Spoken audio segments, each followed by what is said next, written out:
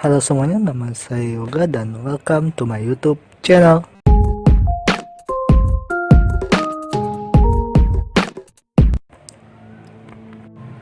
Halo, apa kabar semuanya? Gimana kabar kalian? Sehat semua kan? PR-nya udah dikerjain semua belum? Kalau belum, kerjain ya. Oke.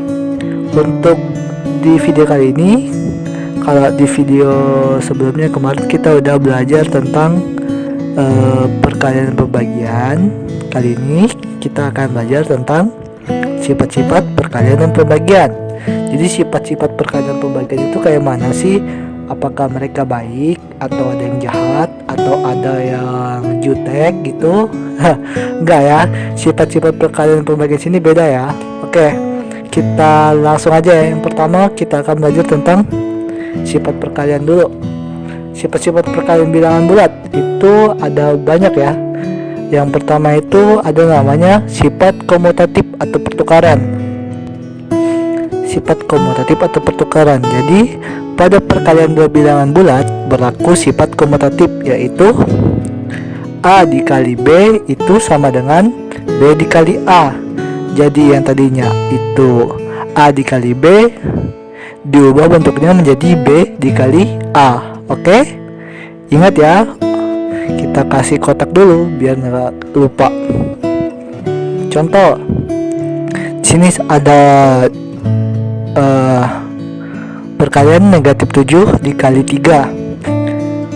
Negatif 7 dikali 3. Kita misalkan negatif 7 nya itu A, terus 3 nya itu kita misalkan dengan B. Kalau kita perhatikan contoh aturan di atas, di mana A dikali B sama dengan B dikali A, maka berarti ini tinggal kita ubah aja. Jadi yang tadinya A dikali B kita ubah jadi B dikali A. Jadi 3 dikali negatif 7. Oke, paham ya? Jadi kalau berdasarkan aturan sifat komutatif atau pertukaran tinggal dibalik aja. Jadi yang tadinya A dikali B kita tinggal ubah menjadi B dikali A. Oke, paham ya? 3 kali negatif 7 berapa?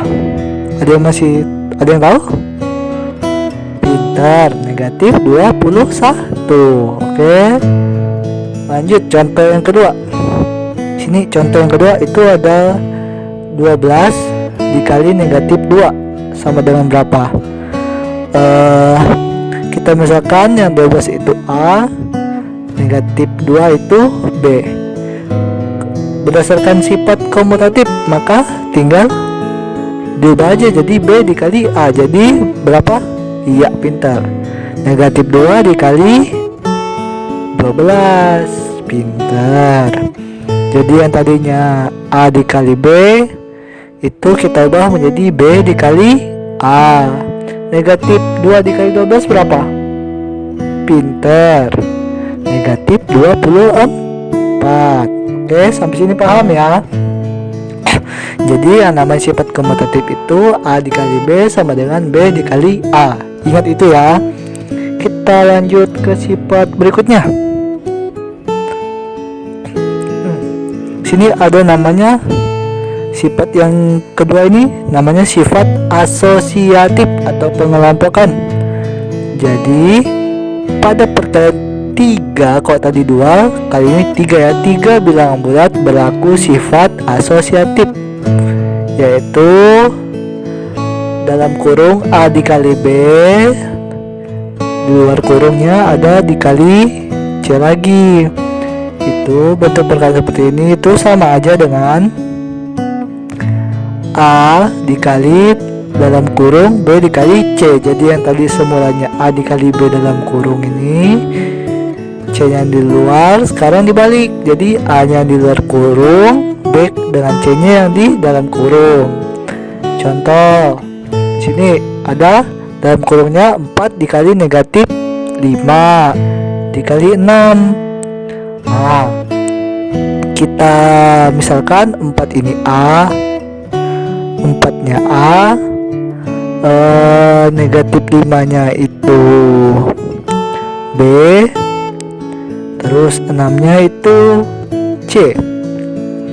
Kalau lihat contoh aturan di atas berdasarkan sifat asosiatif seperti ini, maka berarti iya pintar, 4-nya di luar kurung dikali buka kurung berapa? Pintar. Negatif 5 dikali 6 tutup kurung.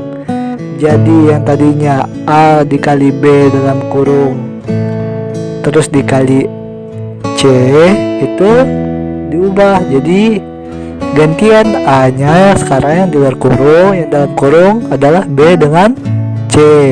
Oke, sampai sini paham ya? Tuh kalau bentuk kayak gini itu namanya sifat asosiatif. Lanjut contoh yang kedua lagi. Sekarang yang dalam kurung negatif 6 dikali 5 terus dikali negatif 7, kita ubah lagi. Jadi kita misalkan negatif 6 nya itu A, 5 nya itu B, terus negatif 7 nya itu C. Maka berdasarkan aturan sifat asosiatif apa? Pintar. Negatif 6 nya di luar kurung dikali apa? Buka kurung 5, iya pintar, dikali berapa?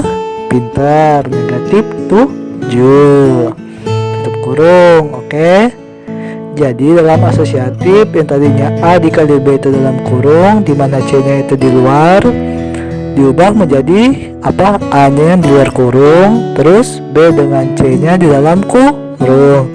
Oke, sampai sini paham ya?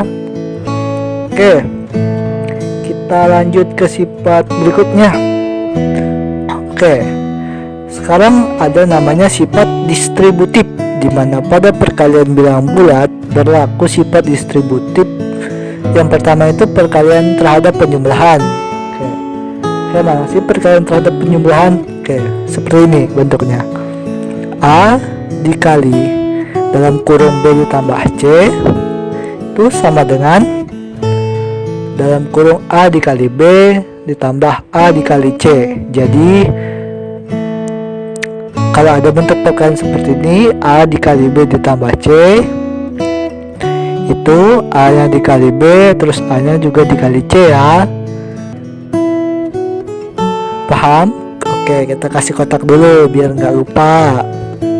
Contoh sini, misalnya sini ada 2 dikali dalam kurung 4 ditambah negatif 3 sama dengan berapa? Oke, kita lihat dulu yang mana A, yang mana B, yang mana C nya.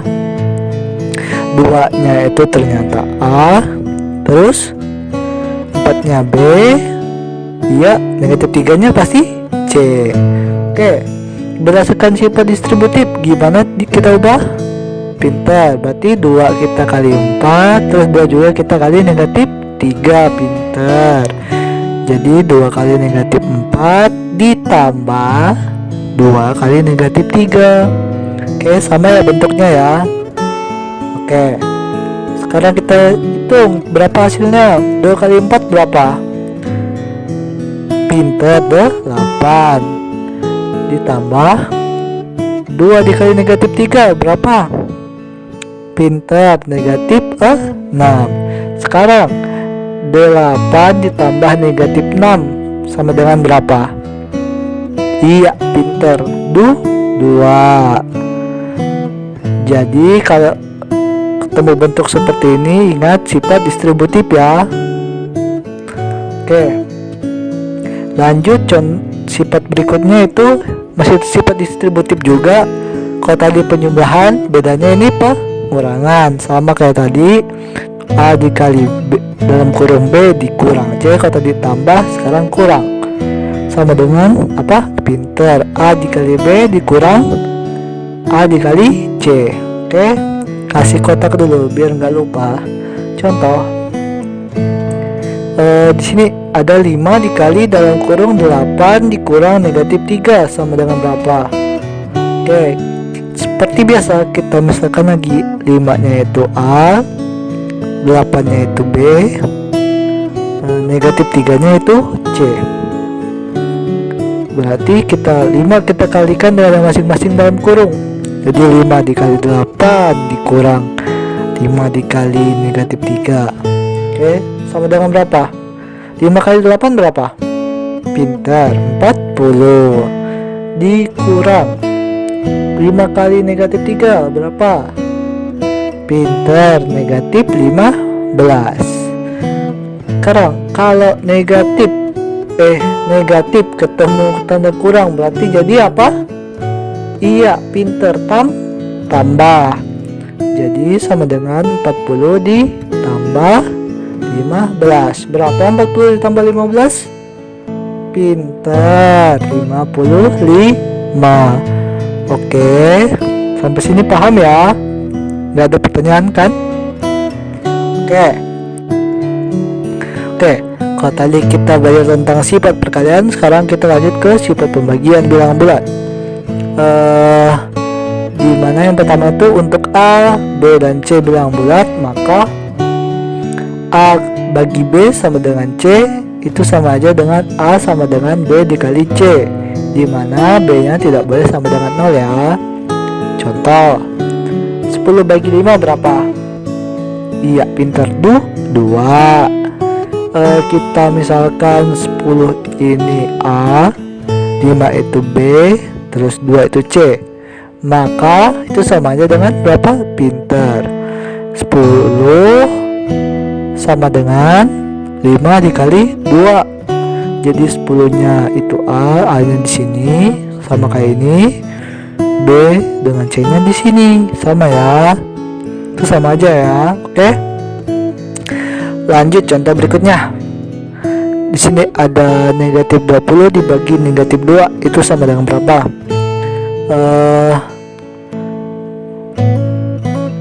Berapa? Pintar, 10.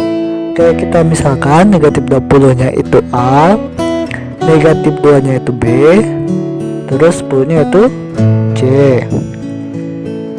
Itu kita ubah sama aja dengan pintar, negatif 20 sama dengan negatif 2 dikali 10. Jadi yang ini A, ini B, ini C. Oke, paham ya? Itu sifat pembagian yang pertama.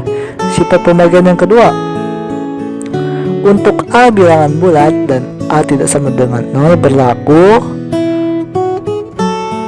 0 dibagi A atau bilangan bulat apapun itu sama dengan 0. Jadi 0 kalau dibagi dengan bilangan lain itu hasil tetap 0.